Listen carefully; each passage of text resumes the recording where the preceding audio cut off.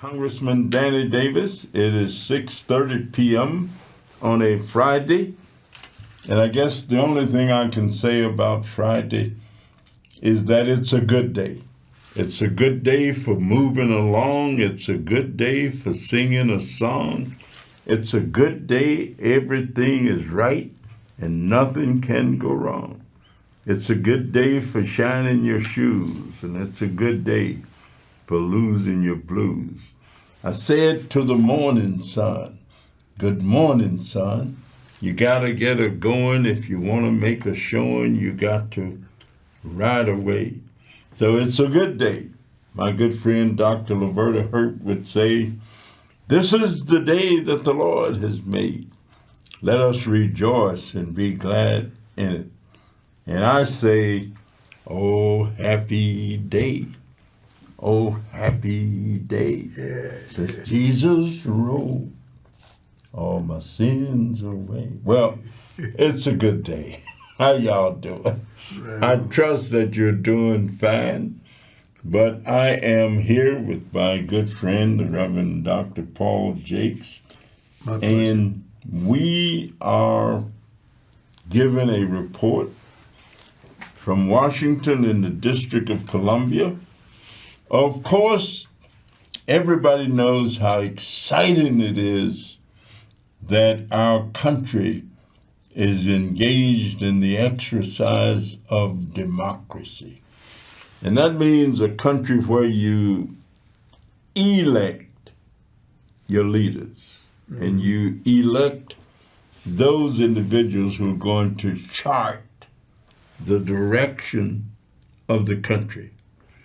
Sometimes it becomes a matter of going one way or going the other way. Yeah. As different as going up or going down. And we're going to be involved in that process for the next several months until November, and then we will have decided. So I trust that all of you are engaged and will be engaged. These are exciting times. Yes, they are. So I report that Washington, D.C. is actually on fire with ideas, with thoughts, with action, with people contributing money to causes, more money than has ever been done in that way in the history of our country. So that means excitement is in the air. Of course, the House of Representatives has shut down for the next 5 weeks. We are going to not be in Washington unless something drastic or some great need arises that would call us back. But we are actually on recess for the next week of the end of July and throughout the whole month of August. And we're scheduled to go back in session in September. A lot of things will have happened by then. I mean, all kinds of things. There's a lot of activity going on right now. As a matter of fact, I've had a very interesting day being home. Came home last night, participated in a meeting at 2622 West Jackson Boulevard with CityServe this morning, which is an organization that is established to give goods to people who are in need. And of course, it's a group of churches for the most part that have formed this organization, this coalition. And if your church would like to join, and what we do is give away brand new items, product, that we get from corporations who may have overstocked, who may have discontinued, but everything is brand new and we give it away. We kicked off last year on Juneteenth, that is on the 19th of June, and we gave away 2 18-wheeler truckloads of items. We prefer that churches join up, and if a church joins up, then it can also become a member of the group and also get an allocation of items to give away. We give away furniture, we give away clothing, playground equipment, adult clothing, children's clothing, shoes, school supplies, furniture, brand new. Everything is brand new, brand spanking new. So if you think it's something your church might be interested in, you can give my office a call at 773-533-7520. I also met with Dr. Walsey Khan, who is the chancellor of East West University. We're going to be talking much more about that because it is a fully accredited university right here in Chicago that has a number of programs where people can earn bachelor's degrees. They can also earn Associate of Arts. I am a member of the Board of Trustees of that university and have been for about the last 35 years.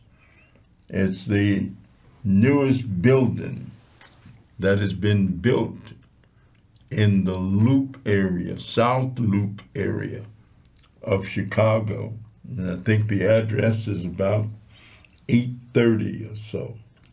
But it's in the South Loop. You can give them a call if you're interested in educational opportunities. Just call them on the phone, and you can call them at 312-939-0111 and ask for extension 1819. Then I met with Bernard Clay, Introspect Youth Services, and Corpu, and I've been doing things all day. Reverend Jakes, yes, what has your day been like? Well, Congressman, as you know, I'm your faith-based coordinator, and I have been actually meeting with families and ministers, funeral directors. I've been doing a great service with trying to help connect people together, some reporters that to let folks know that there's a back-to-school parade that is going to be taking place on the 31st of the month of August. And we are going to be giving away book bags from your great efforts, and hot dogs, and it's going to be a great time for young people to march, and it will end at the Columbus Park, start at Bloomingdale, and will go all the way to Columbus Park, and there we will have a great time, music, fun, and as you always said, education is the key. And so we're getting ready for the back to school parade and want people to be a part of that. And they can certainly reach out to Marquita Smith, and she will certainly help them in a very positive way. There is a number that I will pull up in a second to give to you, but it's something that everyone should be a part of. Education is the key, and that is a part of the mission that is taking place. Well, let me thank you for that, because I certainly agree that education makes a man or a woman or a child easy to lead, but difficult to drive, easy to govern, but impossible to enslave.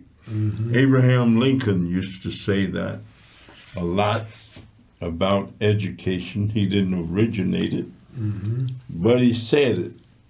Of course, Muhammad Ali used to say that education is the passport to the future. It leads one from tomorrow into many days ahead. He said it differently. He said, education is the passport to the future, for it prepares one today for tomorrow. Harriet Tubman used to say some interesting stuff, but I love what one of the founders of the undergraduate school that I went to said. He said that the aims of education is to serve God and the laws and purposes of his universe. And if a person gets schooling and don't learn that, maybe they've wasted their time. Yes, and maybe somebody else should have sat in the classroom. So education is totally necessary. People should get prepared for it. We spend a lot of time doing things. I was looking at my schedule for tomorrow. Tomorrow I have 1, 2, 3, 4, 5, 6, 7 things Yes, sir. on my schedule. I have a pastors and clergy leaders town hall meeting with Reverend Granberry at the True Rock Ministries, which is 57 East 16th Street. And we expect to be there with he and all the rest of the people. 10 o'clock, I've got the 36th annual Dr. Arthur Lockhart's Say No to Drugs and Violence Parade, College and Community Resource Fair. That's going to be at the 4900 block on West Chicago Avenue, where the Lockharts will be engaged. Then from 10 to 12, we've got the Three Crosses of Calvary Missionary Baptist Church, and the Mercy Community Development Center's Board of Directors meeting and picnic with Reverend Raven Tucker, and that's going to be in the 4400 block on West Madison. We'll make that. 10 to 2, we've got the West Side Justice Center's Community Midsummer Blast at the southwest corner of California and West Florida. Then from 10 to 2, and I do this one every year, we've got the Sankofa's Girls Speak Out at Karloff and Roosevelt Road. And of course, Miss Annetta Wilson is the head of that activity. We've got a funeral services, our good friend of the Inspirational Deliverance Center at 647 North Parkside. Pastor Shirley Hughes' brother passed away, Mr. Shatrid Ricky Hooker, who is also Brother John Hooker's brother. And many people know John Hooker. He was a long-time activist and on the chairman of the CTA board, and just a lot of things. Wonderful family.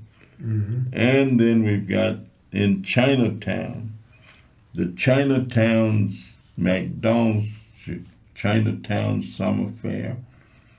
I usually go to that every year, and it's also in collaboration with the Chinese Christian Union Church.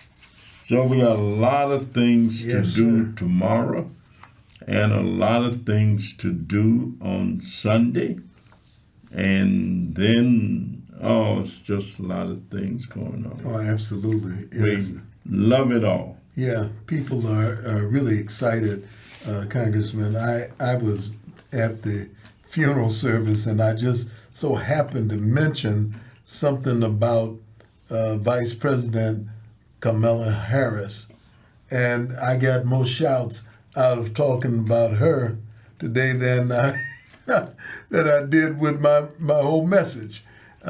People are excited. There's a lot of energy in the land, and I tell you, it's time to register to vote. People have an opportunity to do that, and I think that young people need to take opportunity to do it. This would be young people, many of them, first time in being able to vote, and so we encourage people to get out, register, and exercise their constitutional right, because certainly John Lewis has advocated for the Voting Rights Act to pass, and that hasn't happened yet. And we just need as much participation and thoughts to make that a reality. So, every 20 years it comes up, and we want to make sure we maintain the gains. Well, people are jealous. Often, lots of people are jealous. They talk to me about not wanting other people to have the same experiences they have. Mm-hmm. People get jealous of how much money other people make. They jealous because somebody got a better looking car. Mm-hmm. They jealous because the other person's chicken was larger than theirs. Mm-hmm. And so there are some people who don't want different racial and ethnic groups to experience the same thing. Mm-hmm. And so they'll do whatever they can do to try and prevent them or keep them from having the same experience. Mm-hmm. I'm so glad I'm a little different. If I get a drink of water, mm-hmm. I want you to have a drink of water. So I don't want to have a drink of ice water. Mm-hmm. And say you can't have none. Yes. I don't want to quench my thirst and not let you quench your thirst. Yes, absolutely. And so some people who have enjoyed this business of voting and all of that, all of their presence ever since they've existed, they don't want to see other people do the same thing, mm-hmm. which is, kind of unbelievable, unusual. Yeah. They don't like the idea. Even some teachers, and people used to teach, some people used to the kids, I got mine. So you get yours. You got to get yours. Yeah. As opposed to saying, I got mine. And that puts me in a position to try to help make sure that's right. that you can get yours. And so it's not a either or, or a give or take. That's right. It's continuing to give. They do all kinds of things to try to keep them from voting. For example, good education. If you put the polling place on the other side of the railroad track, mm-hmm. and a freight train comes along, and a freight train may have 200 cars on it. So you're trying to get over to vote to the polling place, but you got to wait until this train go by. And so that's kind of stuff is a violation. It should be a violation. Absolutely. Because you may not say that's what you're doing, but in essence, you are keeping these people. Look, I can't wait 30 minutes for a freight train to go by. Right. To get to the other side, I got to go to work. So I got to run in here now. Yeah. And you done blocked me. That's right. Well, that's should be a violation. And in some places, they got a law that says if you in line in Georgia, as a matter of fact, if you in line to vote and you thirsty, can't nobody come by and give you a drink of water while you waiting. And it gets hot in Georgia. It gets hot in Chicago sometimes. It gets hot in Mississippi. It gets hot in Arizona. Yes. It gets hot in Nevada. But if you in line and you want a drink of water, and nobody can't stop by with a bottle of water and say, "Here, Jakes, have a drink." Well, that should be illegal. It's almost worse than the poll tax and how many bubbles in a bar of soap, how many jelly beans are in a jar. It's a violation of Let me tell you, my disrespect. daddy had to answer those kind of questions when he registered to vote. And he had to pay a poll tax, $3. And at that time, where he lived, and I lived, and we lived, $3 a day was what people got paid for working all day. All day long. And so they weren't going to take the $3 that they've worked all day for to pay a poll tax so they could vote. So all of these things are tried. And of course, only thing you can really do is do it anyway. No matter what they throw at you. It's like when you're playing baseball. No matter what the pitcher throws at you, you got to try to hit it. Yeah. I'm saying he ain't gonna let up because you don't swing. Okay, you say, well, that's a hard ball. Yeah. That's a fast ball. Yes, sir. That's a curved ball. You got to hit it no matter what it is. That's right. That's right. Because if you don't hit it, you're gonna strike out. Absolutely. We cannot afford to strike out. That's right. We gotta hit it no matter what they throw. Yes, sir. Yes, sir. I agree. It's now our time, and I'm really appealing to many young people. Take opportunity to do this. Last night I watched a documentary about the march over the Edmund Pettus Bridge, where folks marched from Brown's Chapel all the way over the bridge. And at that time, the march was being led by Hosea Williams and John Lewis, the young John Lewis. And these folks literally on this Sunday, they call it Bloody Sunday, they were beaten within inches of their lives in order to try to go to the Capitol to indeed have rights to vote. This is our time now to use the gains. We are standing on the shoulders of people like John Lewis. And you don't have to do all of that. Yes, sir. Our time is up. We have enjoyed spending this time with you. Yes. Just remember, all you got to do is go and sign up.